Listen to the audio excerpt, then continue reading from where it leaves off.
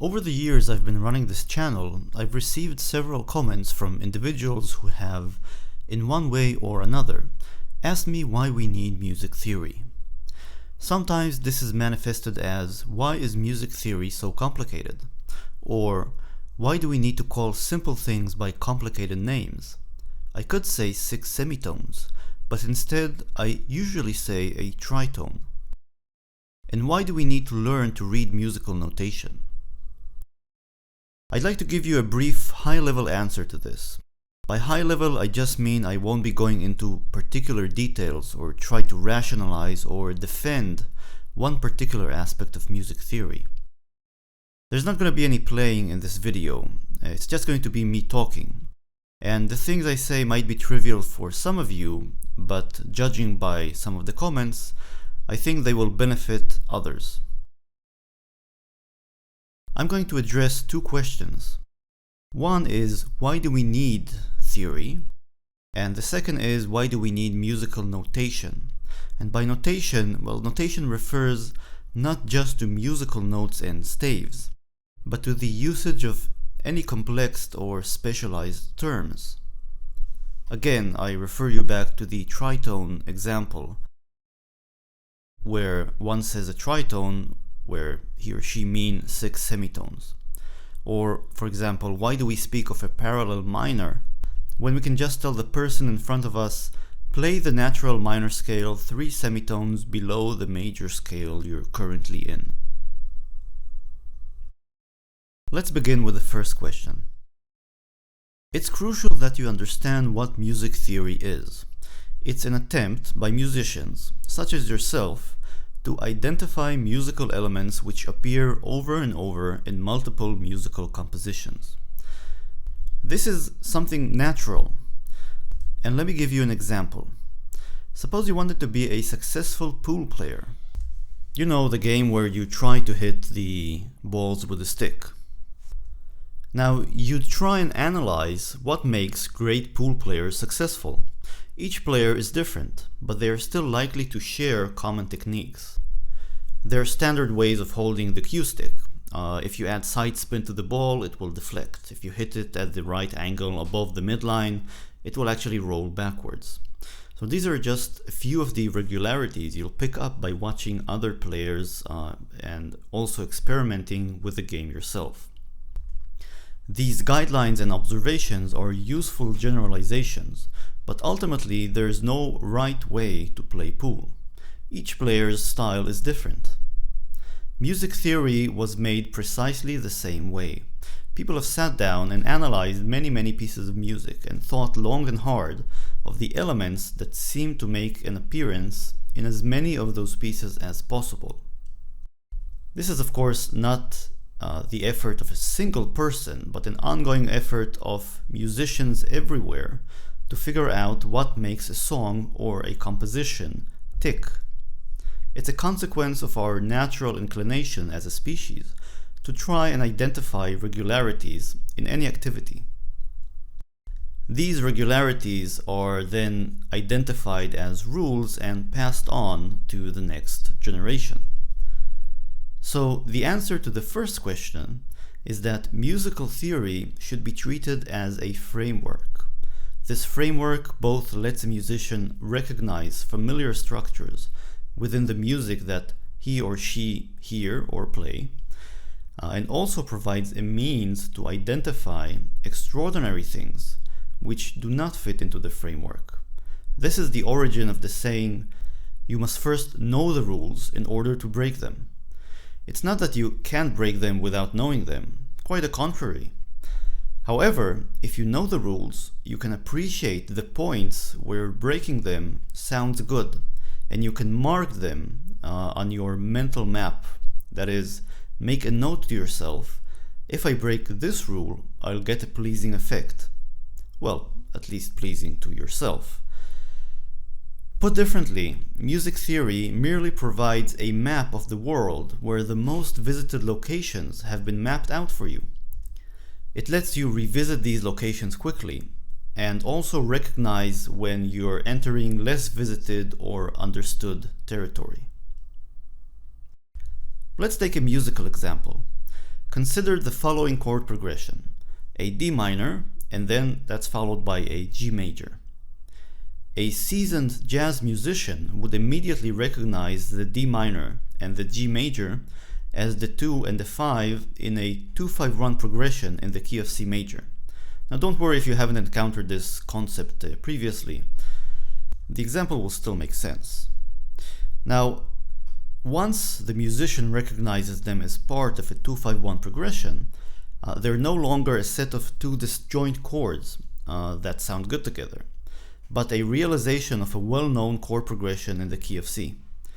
Music theory would also tell the jazz musician that following the D minor and the G major by a C major chord would sound good if you're playing in the key of C.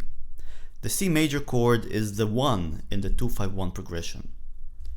The 2-5-1 is an example of a chord progression or a recurring theme in jazz music that we already know will sound pleasing to the ear. So music theory tells you what probably would sound good. It would probably sound good if you follow the D minor with the G major. And this is based on the experiences of many jazz musicians who have tried to find common patterns in jazz compositions. However, music theory will not tell you how to compose.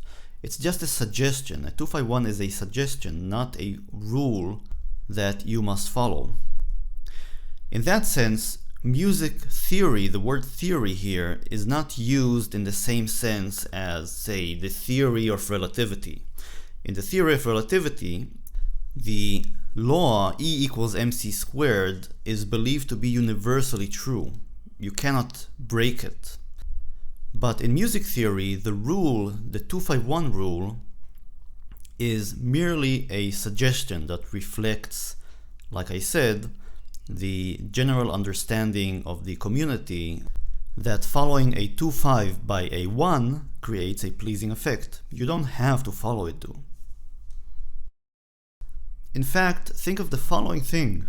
Because music theory aims to quantify the commonalities that many musical pieces share, relying on it too much might make you sound, well, like a lot of other musical pieces.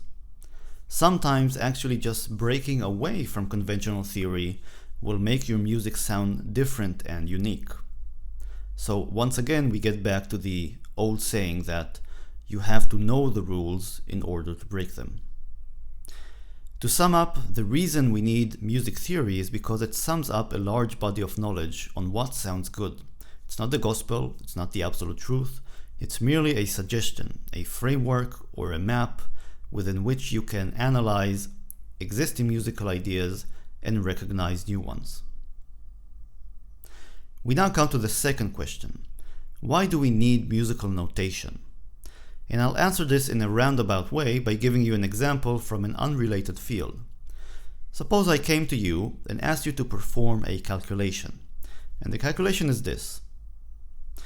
Take the square root of the squared sum of 5 and 42 divided by 4, and then take the product of 8 and 7, subtract from that 5, and take the ratio of all of this to 10.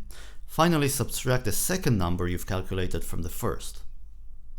Now this sounds pretty complicated, right? I mean, I doubt you actually followed me. But the same thing can be easily notated and actually calculated using mathematical operations of addition, subtraction, square roots, and powers. Now, if you've gone to school and remember a bit of math, then you could calculate this much more easily and quickly than if you had tried to think of the original convoluted sentence. And the answer, by the way, is 18.4. So, mathematical notation has helped you carry out the calculation much faster. The price you had to pay was merely going to school for about 9 years to figure it out. This isn't just some artificial example. The mathematics that powers your computer and cell phone and most of our technological prowess really did take thousands of years to evolve to a state where it can be easily used and manipulated. Babylonians, for example, dealt with fairly advanced concepts for the time, like quadratic equations, but their cumbersome notation system was very verbal and resembled the long-winded description I gave you initially. So calculations that a ninth grader today can carry out with relative ease would have required a great deal of thought back at those times due to the lack of proper notation, well, among other things.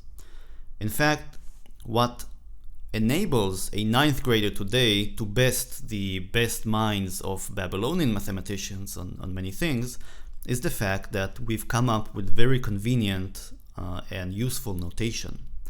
And really the notation lets us deal with complex ideas very easily by sort of encapsulating them, for giving them names or symbols or something along those lines. In music, notation serves a similar purpose. Standard Western musical notation is one example where people have come up with a system of visually communicating music to one another without having to play it, using staves and lines and these circles, these notes that move up and down. It's true that two musicians can communicate with each other directly. One musician can just play a line, a musical line, and the other musician can listen and pick it up. With the advent of audio recording devices, they don't even have to be in the same room at the same time.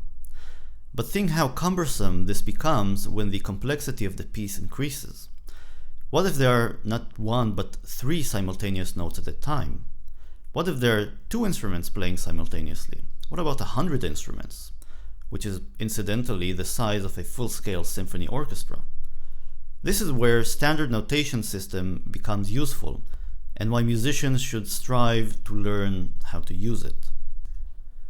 A trained musician can take a look at a written piece and basically figure it out in a small amount of time.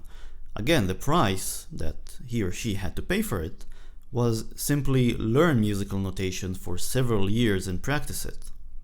So this is very, very similar to the case of the mathematical calculation I showed you earlier.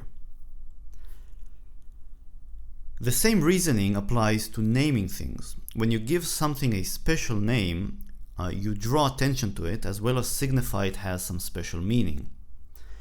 The relative minor of a major scale is the minor scale 3 semitones below it. For example, the relative minor of C major is A minor, and they both have the exact same notes. What's so special about the minor scale 3 semitones below a major scale? Why give it a special name? Why isn't there a special name for the minor scale 4 semitones below a given major scale?